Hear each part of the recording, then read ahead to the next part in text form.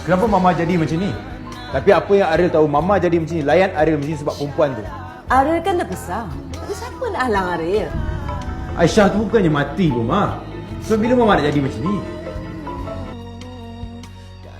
Baik Aisyah, maafkan Ariel. Jadi awak buat apa datang sini? Kalau awak datang sini nak sindir-sindir saya, lebih baik awak balik. So. Muka macam ni ada hati nak sombong. Nas? Nas? Diam lah. Kenapa aku tolak kau? Awak nak apa lagi ni? Ha? Mama, aku suruh minta maaf. Oh, mak awak dah suruh minta maaf. Bukan awak yang ikhlas lah. Jadi awak tak rasa bersalah ke? Ha? Hari-hari awak balik dalam keadaan mabuk. Awak tak hormat orang tua awak. Semua tu tak berkat, tahu tak? Jadi kau nak beli aku lah ni? Kalau awak rasa tu perlu lah bunyi.